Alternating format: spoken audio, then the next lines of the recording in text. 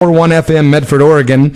My friends, I'm pretty happy, Sister Tracy, about the Scream Queen that we have on the phone. Let's go ahead and pot up the phone and introduce a legendary figure in the film of, in the world of, cinema, especially horror, but other avenues. Let's say hello and greet Janice Blythe. Hello, Janice. Well, hello there. How y'all doing? We're doing great. Where are you residing at tonight? Palm Springs, California. Okay, we're up here in southern Oregon, not too far. Mm-hmm. Same side of the country, but just a little warmer there, I'm sure. Yeah. Absolutely. Thank you for joining us tonight. We really appreciate you making the time. Oh, I've been looking forward to it. Can I ask you, how do you know Jeff Clayton from Anti-Scene? How did that friendship start about? Well, I didn't know anything about him. I was at an autograph signing convention. I believe it was in Cleveland, and I went in the elevator to go up to my room, and this other girl got in the elevator with me, and I looked down at her purse, and there's my face on her purse. I said, "What's my face doing on your purse?" And she said, "Oh, well, that's the group Anti-Scene who wrote the song for your character Ruby, The Hills Have Eyes." I said, "What?" "Yeah." I said, "I never knew about it, never heard about it, knew nothing about it." But she was our go-between. She kind of put me in touch with them, and the rest is history. We kind of became phone friends and texting friends, and now he runs my fan page for me, and he's fabulous. Yeah, and Janice is referring to a song by Anti-Scene called Ruby, Get Back to the Hills from 1985, and we're going to follow the interview with that song tonight. Yeah. That's great, yeah. Janice, we try to keep it moving kind of quickly because we don't have tons of time, but we have some great questions. I was doing my homework, and I noticed you've done at least 15 movies. Can I ask you, do you have a favorite that you've done? Well, always, The Hills Have Eyes, and my second one has not really come out yet on DVD, and it has not been streaming. It's called Soldier's Fortune. I play 82nd Airborne. Totally opposite of the horror film, and I keep bugging the director to get it out there. And then I like Eaten Alive. I like Lynette from Eaten Alive. Yeah, Eaten Alive is one of my favorite horror film titles. Yeah, I know. They changed that. It was many titles before that. We noticed Houses and all kinds of names. Yeah, you've been directed by, of course, some of the best people like Wes Craven and, many other people that are... Toby Hooper, Brian De Palma. Yeah. Brian De Palma, Toby Hooper, like big names, man. And, for the most part... Here's one for you won't know. Okay. In The Incredible Melting Man, when I arrived in my truck with my boyfriend husband, he goes in first. That actor was Jonathan Demme. Wow. How cool. From 1977. Yep, before he was a director. Yep. Interesting. I also know that you also did the Drive-In Massacre movie in 76 as Alan's date. What do you think about the song, Ruby, Get Back to the Hills, Come Back to the Hills from Anti-Scene? Are you a fan of that stuff? Ruby Get Back to the Hills. I had to listen to Hank Williams Jr. sing it because I couldn't understand the words when Jeff was doing it. So I had to listen to Hank's version of it so I could understand what they were saying. And, I think it's fantastic. Interesting. And I agree with them. Get back to the hills. Get back to the hills. Do you normally have any Halloween traditions? Do you do in many of those Comic Cons or conventions at Halloween time? Oh, I'd love to do all of them. They're just starting to pick up again after this COVID. Yeah, I'll bet. Deal, yeah. Not many of them, but some of them are picking up. That's great. We noticed you had a lot of different aliases, different names you've worked under. Can I ask why so many different ones? Well, let's see. I was talking about Drive-In, where I was looking, where's my name? I go, oh, yeah, that's right. I used Tiffany Jones. I liked the name Tiffany Jones. When you're an actor, you can pick any name you want. Then, I don't know about now, this is before Homeland Security, you could pick any name you wanted to, the judge would say, as long as you weren't going to use it for any illegal purposes. So actors would pick up their own names, pick them out. And there was my middle name was Lynn, so there was already a Janice Lynn in the SAG. So I couldn't use that name, so I was trying to think of another name. So that was where I came up with Tiffany Jones, but that was too far from, sounded like a little, porn star to me after a while. I said, now that I'm not going to use that. Right. No porn star names needed. No. So I just went with Janice Blythe. Blythe Spirit. Blythe Spirit, you couldn't put any energy on it. You know, and Spirit. there's also so many people that are really, really into horror films and the whole, scene around it. Is there a place people can connect with you if they decide they want to reach out and, contact you or, that kind of thing? Well, I have a Facebook page. Fans can go and they can just keep up on everything that's going on and watch previous. Jeff has found everything I've ever done, and he has posted it. And they can go there. That's so cool, man. What a great... what's going on. We just noticed something very interesting. You have the same exact birth date and year of Sister Tracy's mother. Yeah, same day, same year. Same day too, huh? Yeah. So you're an Aquarius, right? Yes, I am. Yep. Aquarians are wonderful, very independent, very unpredictable, but. Right. I know we asked you before we were on the air, but back in the day, I was a really big fan of Beretta. And the TV show Beretta with Robert Blake. And if you could just kind of reiterate a little bit, I know you did some guest spotting on Beretta, and I just wondered what Robert Blake was like in person, and what he was known to be a real tough actor to work with, as far as female actresses were concerned. He was real rough on them, and I heard all kinds of stories. Your part could be like 2 minutes and be over, but he would make you stay the entire day. All kinds of terrible stories I would hear, and so part of the interview was, do you think she can handle working with him? And they were told, she can handle him. He had to come in at the very end when they liked me. He came in, walked in, didn't say a word, just looked me up, down one side, up, down the other, and shook his head okay, and he walked out the door. And I said, okay. And I got the part. Wow.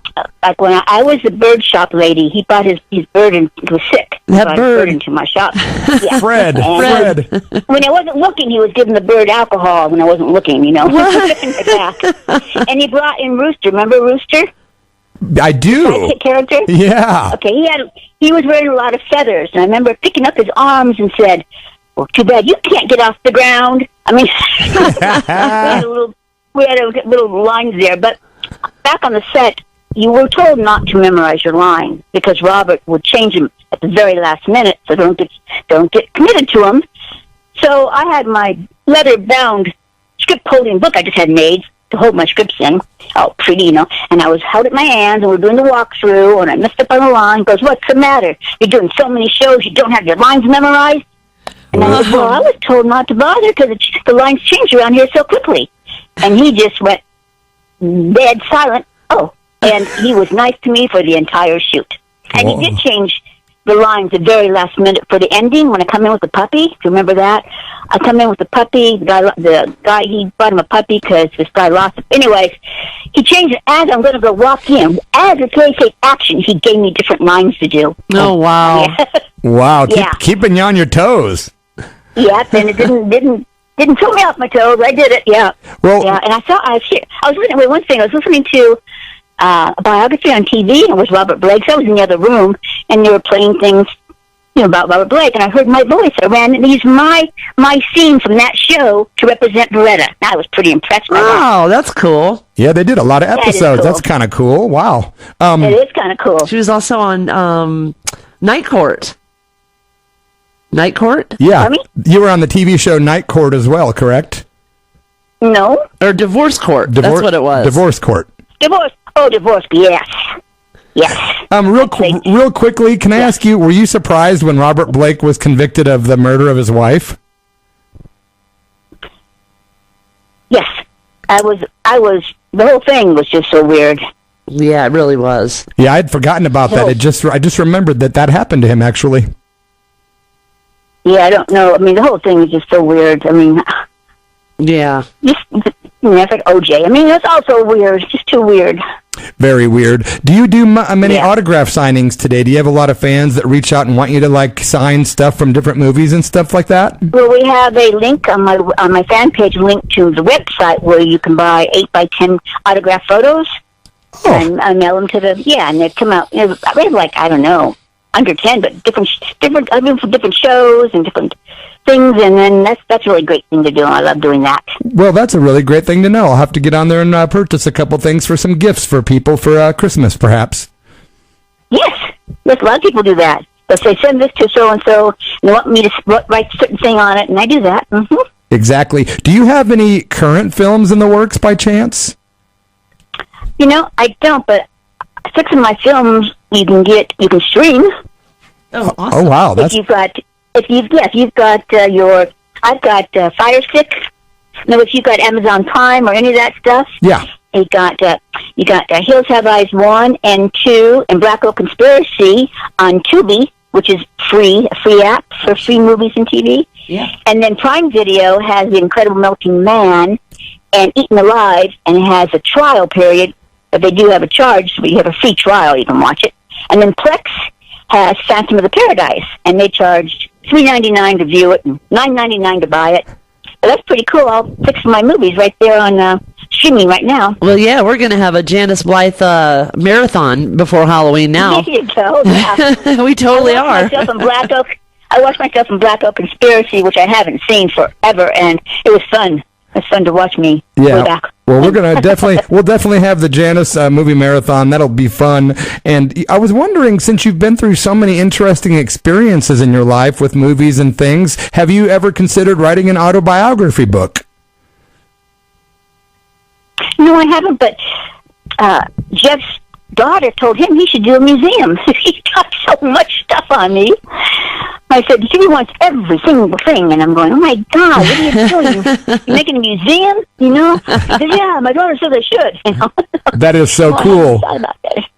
Well, I forgot, October 20th, this past October 20th, I did an event in Palm Springs, Filmmakers Gallery. They had a tribute to Hitchcock, and I was a special guest star, and people were there, and they edited my films together, and they watched them, and then I autographed some pictures afterwards, and I try to do anything that's available. I'll go do it. Absolutely. That is so great that you have such a free spirit and that you're so into, making others happy through your art. That's great. Yeah, I'm trying to get my manager who books those conventions to get me into more and more and more, and he's having, he says, well, they don't want you. Why do you mean they don't want me? Well, I try to sell the whole group as a reunion. So I said, well, next year you should be able to sell it. 45 years, you should be able to do a reunion then. Absolutely. And if you get anywhere near Oregon, we'll be there for sure. I think there was one they almost got me into this year, and it was booked, and they said something about next year, so we'll see. Yeah, stupid COVID, boy, I tell you. Yeah. Janice, is there anything you'd like to say during this interview that we haven't covered by chance? Yes, I'll tell you about the snake in Eaton Rod, the one that I picked up, is real. Oh, and wow. I didn't know this and didn't find out this until many moons later, because Michael Berryman told me that snake that I picked up was one of the most deadliest rattlesnakes in the U.S. It's a Mojave Green. What? It could kill easy. What? They said they milked it, and they sewed the mouth shut on either side, but the little tongue could come out, and they told me nothing could happen, and he said, you could have died. I went, I know, good thing he didn't say anything. I would never have touched it. I told Peter, the director, you pick it up, Peter, and I'll pick it up. Because he wanted to do it, James, why don't you pick it up? And I told him, go ahead, you pick it up, and I will. And he went over, and he picked it up and dropped it real fast and said, I did it. I said, okay. Wow. That is So put it up on an apple box with some dirt on it. Put it, so it curled up. Hit it with a stick several times to get it angry. And it's really angry, and it's rattling, and its tongue's going crazy. They want me to be eye level with it, as you see in the shot, and I come up behind it, supposed to grab it with my hand, back of the neck, and I'm just about to do it. I'm just about to get the balls to do it, and the snake handler, so-called handler, which he really wasn't a real handler, he said, stop, that's for professionals. She shouldn't do that. I went, oh my goodness, you're kidding me. So they went and found a twig that had like a forked end on it. So I forked the snake first, then I picked him up. But yes, that was a live Mojave Green rattlesnake. And the one that I ran and killed my brother with, I thought it was a dead frozen snake. Nope, it was not. It was a snake they put on ice to dull its senses, but it was a live Mojave Cream rattlesnake, too. Wow. Very deadly, very deadly. Wow, things have sure changed in the world of film. Animal rights people would have a heyday with that story today. I know. Wow, thanks for clarifying and telling us those cool stories, Janice. That's awesome. Yes. Yeah. Very I got cool. A story. Michael, Jeff loves to talk to me because I got a story on every film I've done. He just loves hearing my stories. That's beautiful. I can't wait to sit down and do a marathon. Sister Tracy and I like to watch TV at night, so we're going to pick out maybe a few of your movies and just watch them in a row, and then maybe I'll contact you through like your website or one of those situations or through Facebook. Yes, do that. That'd be great. We really appreciate you being on our pre-Halloween show tonight. We have a lot of respect for your art and your craft. We think you're awesome, and you seem like a great person. Thanks a million for making time for us. Well, thank you, and happy Halloween! I love that. Ladies and gentlemen, Janice Blythe. Let's hear it for her. The imaginary guests are all clapping for you. Yay! Thank you, guys. Thanks, Janice. Thanks, Janice. Rock and roll, and thanks for being here, and happy Halloween, okay? You too. Have a great night. Okay, Bye. you too. Thanks.